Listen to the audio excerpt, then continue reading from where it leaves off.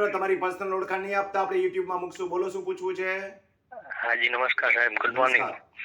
હવે મારો પ્રશ્ન એવો હતો કે મારા ફાધરે એક 6/1/1995 માં એક જમીન ખરીદી હતી અને એની જે નોંધ પડે છે એ 15/6/95 માં પડી હતી. ઓકે. તો એમાં એમની ખાતેદારી તૂટે કે નહીં તૂટે હતું?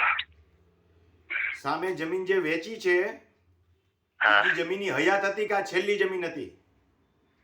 છેલ્લે જે વેચનાર હતી એની છેલ્લી જમીન હતી. તમે જે ખાતેદારી તૂટે છે એનું પૂછો છો, એની છેલ્લી જમીન હતી? જે પૂછો છો એ માણસની છેલ્લી જમીન હતી ને, જેને જમીન ખરીદી અને વેચી એ? એમને વારસાઈ એમની 2021 માં જડી હતી, જે એમને ફાધરની જમીન હતી ને. ફરીને આખી તારીખ ફરીને બોલો. 6/1/1995 માં દસ્તાવેજ કર્યો, વેચાતી લીધી. 6/1/95 માં વેચાતી લીધી, પછી બોલો. 15/9/95 માં રજીસ્ટર્ડ 6 નંબરમાં એન્ટ્રી પડાવી. બરોબર છે. અને એમની વારસાઈ જે મારા ફાધરની છે, વારસાઈ 2021 માં એમની ચડી, પરંપરાગત જે વારસાઈ આવતી ને ત્યારે. એ પેલા એમનું ક્યાંય નામ નતું. ખાતેદારી તૂટી.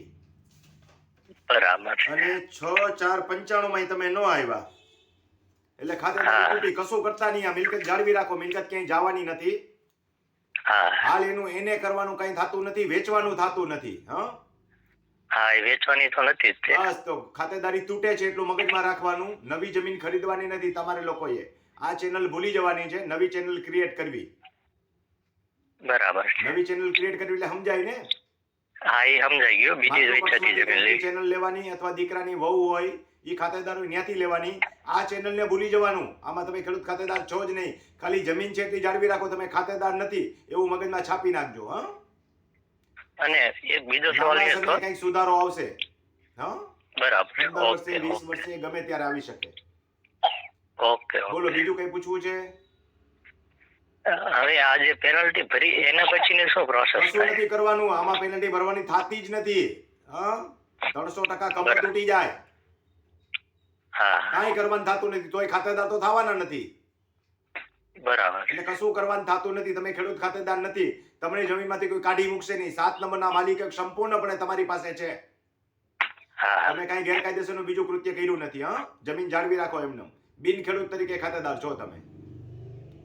જમીન વેચતા નહીં કે જમીન ખરીદતા નહીં. તમારા માટે આટલી સૂચના લાગુ પડે. તમારામાં તમારી પેઢી આવી જાય. ભલે ભાઈ. ખેડૂત મિત્રો, જ્યારે આવા કેસની અંદર ખાતેદારી તૂટતી હોય ત્યારે ખાસ ધ્યાનમાં રાખવાનું કે તમારે કોઈ ચિંતા કરવાની જરૂર નથી. જમીન વેચવાની નથી કે લેવાની નથી. નવી ચેનલ ક્રિએટ કરી લેવાની. વર્ષો સુધી રાહ જુઓ, કશો ઉકેલ આવશે. તમારે મને કાંઈ પણ પ્રશ્ન પૂછવા હોય તો વોટ્સએપના માધ્યમ દ્વારા પૂછવાનો છે.